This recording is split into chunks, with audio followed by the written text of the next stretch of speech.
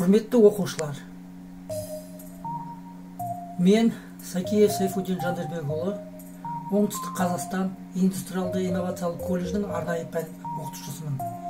Бүгін сендерге тракторлар мен автомобильдер пәнінен дизельдік қозғалғыштың қоректендіру жүйесінің құрылысы мен жұмыс жасау технологиясы бойынша сабақ өтеміз. Өздеріңізге белгілі, дизельдік қозғалғыштар көбінесе ол ауыл шаруашылық машиналарында қолданылады. Атап айтқанда тракторларға. Бүгінгі біз мысал ретінде МТЗ-80 тракторының D240 қозғалғышының қоректендіру жүйесінің құрылысы мен жұмыс жасау технологиясын өтеміз. Енді бірінші тоқталатын нәрсе ол. Жалпы МТЗ-80 тракторындағы D240 қозғалғышы ол дизельдік қозғалғыш болып саналады. Соның қоректендіру жүйесі қандай бөлшектерден тұрады, соны атап кетейік. Жалпы қоректендіру жүйесі ең бірінші ол отын багынан тұрады. Отын багын өздеріңіз көргендей, бұған біз дизельдік отын құямыз. Енді бұның құрылысына тоқтайтын болсақ, бұл кәдімгі ыдыс, сұйық құятын ыдыс, мына құятын тетігі бар, и мына соны өлшейтін өлшемдері бар. Содан кейін осы отын багынан кейін ары қарай біздің дизельдік отын мына штуцер арқылы қаралай тазалау сүзгісіне келеді.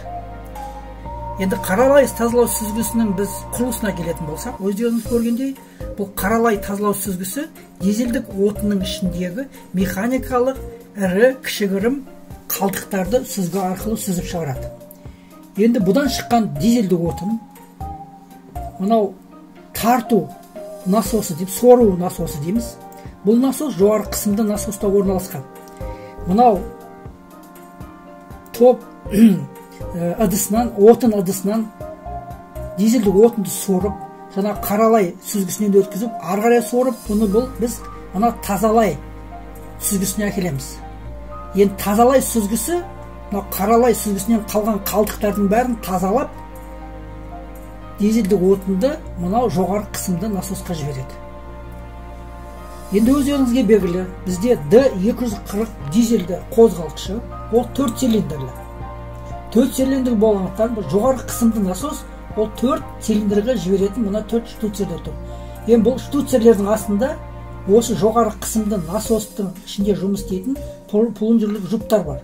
Сол плунжерлік жұптар ол насос тәрізді жұмыс істейді де, жаңағы мына тазаланған дизельдік отынды форсункаға жібереді. Форсункаға жібергенде оның қысымы 17,5 мегапаскаль болады. Енді бұл форсунка тазаланған дизельдік отынды шаңдатып жану камерасына жібереді. Енді бұл жерде атап кететін нәрсе, жану камерасында тек қана дизельдік отын жанбайды. Сонымен қоса ауада кіру керек. Енді қоректендіру жүйесінде ауада жатады. Енді қараңдар. Ауа, мына жаңағы дизельдік қозғалғыштың ауа сорғыш механизмі дейді. Енді бұл үш сатыдан, үш кезеңнен тазаланады. Бірінші кезең ауаны сорып алады. Бұл жарым жартылай ауадан құрамында үлкен қалдықтар тазалайды. Сорылған ауа арнайы фильтр арқылы өтеді. Ол екінші тазалау кезеңі болады. Содан кейін ол ауа мынаның астында, дизельдік отынның астында мына жерде май тұрады. Май ыдыста болады. Бұл майдың арасымен таза ауа өтеді. Сонда майдың арасымен өткенде ауаның құрамындағы шаң, тозаң осы майдың ішінде қалып кетеді. Сол тазаланған ауа мына патрубка арқылы жану камерасына кетеді. Бірақ енді оның бір тағы несі бар. Мына жерде өздеріңіз көріп тұрасыз, мына жерде бұл арнайы ауа қыздырғыш механизм, тетігі болады. Бұл ауа қыздырғыш тетігі мына қыстың күні қозғалышты от алдыру үшін ауаны мына жерде қыздырып, мына жану камерасына жібереді. Енді өздерің көргенде мынау сол жаңағы МТЗ-80 тракторында орналасқан D240 қозғалғышының қоректендіру жүйесі. Тағы бір қайталап өтейік. Ол қоректендіру жүйесі нақтылап айтқанда қандай тетіктерден тұратынын тағы бір қайталайық. Ол отын багынан тұрады. Қаралай фильтрден тұрады, сору насосынан тұрады, тазалай фильтрден тұрады, жоғары қысымды насостан тұрады, форсункадан тұрады. Содан кейін мынау ауаны тазалау тетіктерінен тұрады. Енді құрметті оқушылар, осы дизельдік қозғалыштың қоректену жүйесіне байланысты үй тапсырмасын жазып алыңдар. Бірінші сұрақ.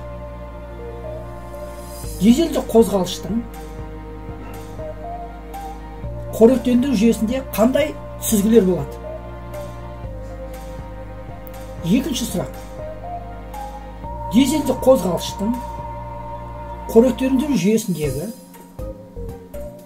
форсунканың қызметі қандай? Қандай қысыммен форсунка дизельдік отынды жану камерасына жібереді? Үшінші сұрақ.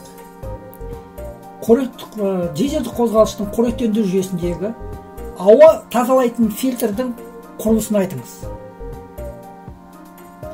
Төртінші сұрақ. Дизельдік қозғалыштарды қоректендіру жүйесіндегі сору насосының құрылысын айтыңыз. Бесінші сұрақ. Дизельдік қозғалыштардағы қоректендіру жүйесіндегі жоғары қысымды насостағы плунжерлік жұптың жұмыс жасау принципін атаңыз. Назарларыңызға рахмет.